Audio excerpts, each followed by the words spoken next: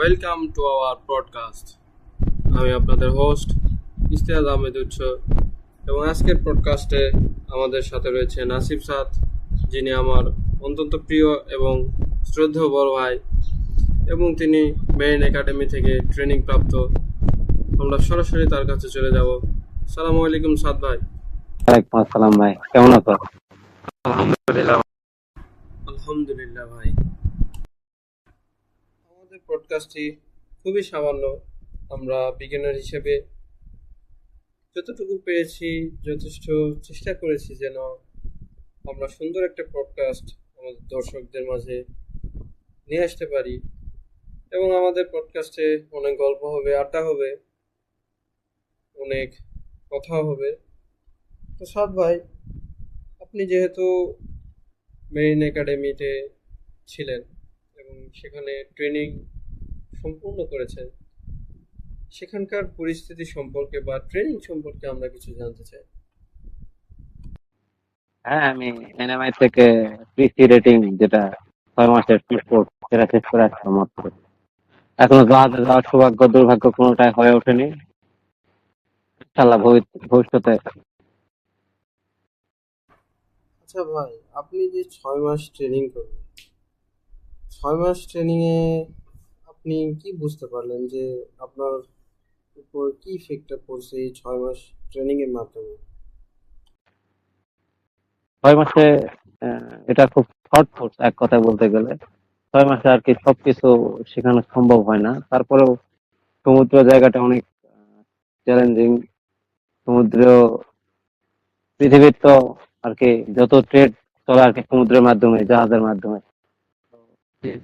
সে জায়গা টিকে থাকার জন্য আমাদের হার্ডওয়ার্কের যে মানসিকতা এবং ধৈর্য বাড়ানোর জন্য যে ইয়েগুলো করানো হয়, যেমন আমাদের ঘুম থেকে ওঠানো হয় 6টার দিকে, তারপর পিটি হয়, পিটির পর খাওয়া দাওয়ার পর আবার প্যারেড, দেন ক্লাস চলে, এর মধ্যে টি ব্রেক থাকে, দুপুরে আবার খাওয়া দাওয়া, দেন ক্লাস, বিকেলে আবার পিটি প্যারেড অথবা অন্য কোনো অ্যাক্টিভিটি, খেলাধুলা এগুলা থাকে।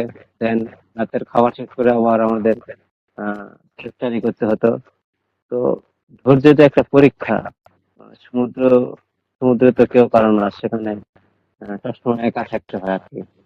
এই জন্য আর কি ধৈর্য বাড়ানো, ঘুমহীন ক্লান্ত পরিশ্রম যেন করতে পারি, সেজন্য আর কি ট্রেনিংটা সেভাবে আর কি মডিউল সেট করা হয়। মানে আপনি যে কোনো পরিস্থিতিতে যেন সমুদ্রের মাঝে টিকে থাকতে পারেন। করে বললে টিকে থাকতে হবে আর কি। তোমাকে ওখানে কেউ সাহায্য করতে আসবে না, সব তোমাকে করতে হবে আর কি। আমরা একবারে ছোট পদে ঢুকবো, আমরা রেটিংস হিসাবে ঢুকবো, মানে জাহাজে আর কি সাইন ইন করবো। আমাদের আর কি শেখার এখন অনেক কিছু বাকি আছে, আস্তে আস্তে নলেজ গেইন করতে হবে। দেন আরো অনেক ধাপ আছে, এগুলা পরীক্ষা দিয়ে উত্তীর্ণ হলে বড় পর্যায়ে আর কি যাওয়া যায়। Chief engineer, second engineer. আমি ইঞ্জিনিয়ার স্টুডেন্ট তো। ভাই, জাহাজে আপনার মূল কাজটা কি থাকবে? যেহেতু আপনি বললেন ইঞ্জিনিয়ার পদে আছেন, তো আপনার পদ অনুযায়ী জাহাজে আপনাকে কি কি করতে হতে পারে? সত্য কথা বলতে গেলে আমরা খুব নিম্ন পদে আর কি সাইন ইন করি। মানে রেটিংস হিসাবে আমাদের কাজ, মানে যত নিম্নমানের কাজ আছে, আমি ইঞ্জিন রেটিং, আমার কাজ খুব মানে নিম্ন পর্যায়ের আর কি।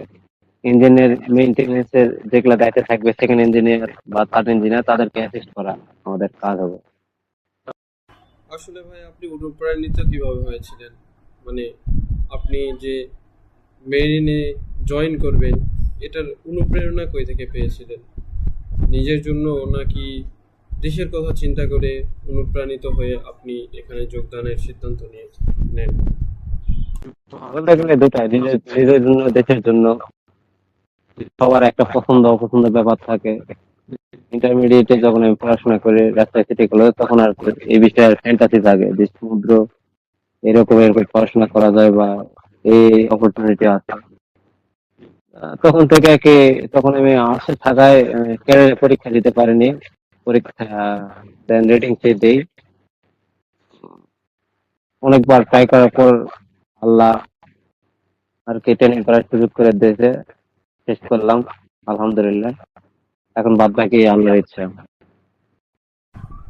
সাদ ভাই, আপনি অনার্স কোথায় থেকে কমপ্লিট করেছেন? অনার্স এখনো কমপ্লিট হয় নাই ভাই, চলতেছে আর কি, দেবরাজ সরকারি কলেজে ইংলিশে। ধন্যবাদ। আপনার গল্প আমরা আরো শুনবো। আমাদের মাঝে আরো একজন গেস্ট যুক্ত হতে যাচ্ছেন, যিনি রাজশাহী কলেজের একজন ছাত্র, ম্যানেজমেন্ট ডিপার্টমেন্টে অধ্যয়নরত রয়েছেন, বরকত ভাই, যিনি আমার অনেক কাছের ভাই। ভাই বললে ভুল হবে, তার সাথে আমার সম্পর্ক বন্ধুত্ব সুলভ। তিনি আমাদের সাথে খুব শীঘ্রই যুক্ত হতে যাচ্ছেন। তো আসসালামু আলাইকুম বরকত ভাই। ওয়ালাইকুম সালাম। সাদ ভাইকে আমি আরেকটি প্রশ্ন করতে ভুলে গিয়েছি। সাদ ভাই, যারা নতুন এবং তারা মেরিনে যুক্ত হতে চায়, সমুদ্রে যেতে চায়, তাদের জন্য আসলে পথটা কেমন হবে এবং তাদের কি করতে হবে? নতুনদের এখানে আসার ওয়েটা হচ্ছে দুইটা ওয়ে আছে। একটা হচ্ছে হলো ক্যাডেট, যারা ইন্টারমিডিয়েট ব্যাকগ্রাউন্ড, তারা এইচএসসি এর পর ক্যাডেট হিসেবে পরীক্ষা দিয়ে বাংলাদেশ মেরিন একাডেমিতে জয়েন করতে পারে। তাদের 4 বছরের কোর্স, 2 বছর একাডেমি, দেন 1 বছর সি কাটাতে হয়, মানে শিপে আর কি 6 মাস বা যাই হোক 1 বছর একটা সিতে থাকতে হয়। দেন আবার 1 বছর একাডেমি কমপ্লিট করে ওরা আর কি ক্যাডেট হিসাবে শিপে জয়েন করতে পারে। আর দেন আরেকটা ওয়ে হচ্ছে আমাদের রেটিংস, এই 6 মাসের ট্রেনিং আমাদের ডিডি শিপিং এর আন্ডারে পরীক্ষা হয়। প্রতি বছর 2টা সার্কুলার হয়, শীতকালীন এবং গ্রীষ্মকালীন। এই 2টা নিয়োগের মাধ্যমে আর কি আহ, বাছাই করে নেওয়া হয়, দেন ট্রেনিং শুরু হয়। আরেকটা কথা অ্যাড করতে চাই, আমাদের মেইন কাজ হচ্ছে সমুদ্র রক্ষার থেকে আমাদের মেইন কাজটা হচ্ছে সমুদ্রে যে ট্রেড গুলা হয় ওখানে আর কি, এই ট্রেডে আমরা কি একটা পার্ট, মানে নিরাপদ ভাবে এক দেশের পণ্য যেন আরেক দেশে পৌঁছায়, এটাই আমাদের কাজ থাকে। জাহাজটাকে আর কি রান করা, এই মোটামুটি আমাদের কাজ থাকে।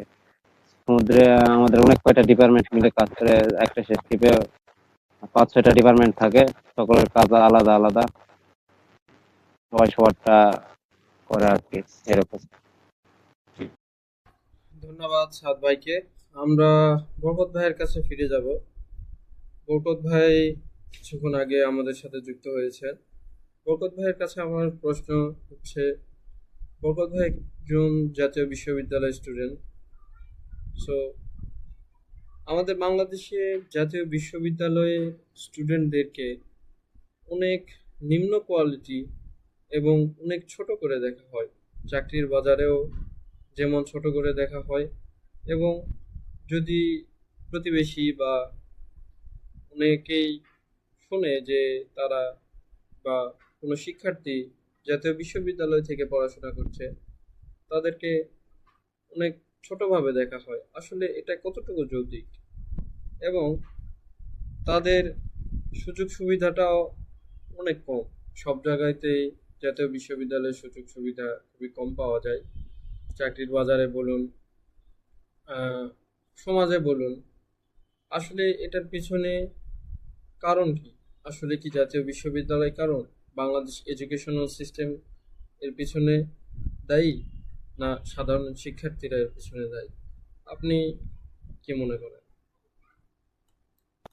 আমাদের জাতীয় বিশ্ববিদ্যালয়ের পড়াশোনাটা অতি ক্রিটিক্যাল একটা বিষয়, কিন্তু আমরা রেগুলার রেগুলার স্টুডেন্ট হিসাবে সেভাবে পড়াশোনা করে ভালো রেজাল্ট করা বা ভালো রেগুলারিটি মেনটেন করা খুব কঠিন হয়ে যায়।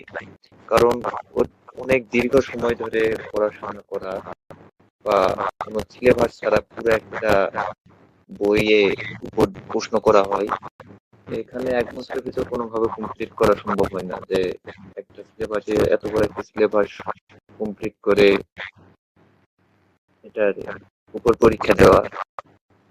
তারপরে এইদিকে চাকরি বাজারে আমাদের মানে এমন একটা পজিশন এসে গেছে যে যদি ব্যাংক বিবিএ তে আমরা ব্যাংকিং সেক্টরে যাই, তাহলে দেখা যাবে যে ইঞ্জিনিয়ারিং সেক্টর থেকে এসেও তারা ব্যাংকের ম্যানেজার হয়ে আছে, কিন্তু বিবিএ থেকে পড়াশোনা করেও কিন্তু ওখানে যায়, ওখানে চাকরি বাজারটা থাকে না। এজন্য আমাদের এই বিষয়গুলা দেশের দেশে বিভিন্ন রকম চাকরি বাজার খারাপ থাকার কারণে এগুলো সৃষ্টি হয়। এই নানান রকম সমস্যা আছে, এগুলোর কথা বলতে গেলে অনেক। আমি বরকতের সাথে দুইটা কথা অ্যাড করতে চাই আর কি। বাংলাদেশে তো একটা জব ক্রাইসিস আছেই, এটা তো সমস্যা। দেন আর একটা সমস্যা, সরকারের একটা ফেলিওর আছে আমি মনে করি আর কি। বাংলাদেশ সরকার একটা জাতীয় বিশ্ববিদ্যালয়ের ছাত্রের পিছনে সারা বছরে মোটামুটি 1,000 টাকা বা সামথিং খরচ করে। অন্যদিকে একটা প্রাইভেট বলতেছি, পাবলিক বিশ্ববিদ্যালয়ের শিক্ষার্থীর পিছনে 70, 80, 1 লাখ টাকা পর্যন্ত খরচ করে।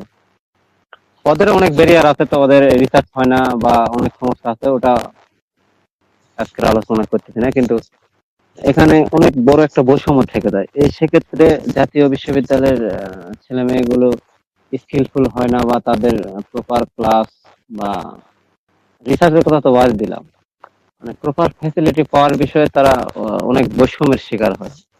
আরেকটা বিষয় হলো, জাতীয় বিশ্ববিদ্যালয়ে যারা পড়াশোনা করে যারা বাইরে থাকে না, বা অনেকে আছে যে অনার্স একটা করতেছে, দেন এর সাথে নিজের পরিবার চালাইতেছে, তার উপর দায়িত্ব থাকে, সে প্রপার ক্লাস মেনটেন করা বা অন্য কিছু করা সম্ভব হয় না তার পক্ষে।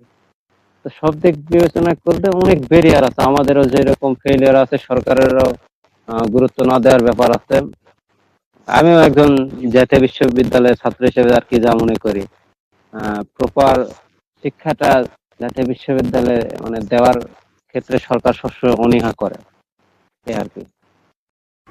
আমি বরকত ভাইয়ের কাছে আরেকটি প্রশ্ন রাখবো। রাজশাহী কলেজের ম্যানেজমেন্ট ডিপার্টমেন্টে পড়াশোনা করছেন। আমিও একজন রাজশাহী কলেজের স্টুডেন্ট, এবং জাতীয় বিশ্ববিদ্যালয়ের র্যাঙ্কিংয়ে রাজশাহী কলেজ 1 নম্বরে রয়েছে।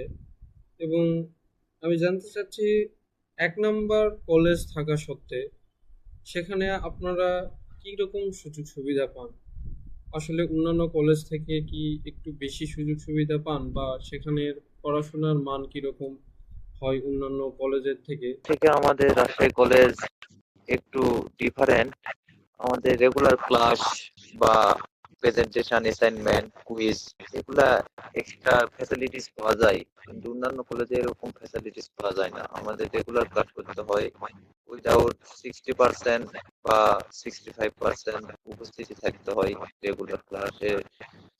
তারপর যদি রেগুলার ক্লাসে যদি 60% যদি না থাকে, তাহলে ফাইনাল এক্সাম দেওয়ার জন্য রেজিস্ট্রেশনের সময় ডিপার্টমেন্ট থেকে অনেক হ্যাসেল করতে হয়। তারপরও কিছু কিছু সময় স্টুডেন্টরা তাদের পরিস্থিতির কারণে এক্সাম দিতে পারে না, ডিপার্টমেন্টের কিছু অবহেলা বা ডিপার্টমেন্টের কিছু লাইবিলিটির কারণে। এই আমাদের রাজশাহী কলেজে কিছু মানে বাংলাদেশের ভিতরে 1 নম্বর হওয়ার কারণে কিছু এক্সট্রা ফ্যাসিলিটিস পাওয়া যায়, বা টিচারদের একটু এক্সট্রা গুরুত্ব স্টুডেন্টের প্রতি, এই আর কি।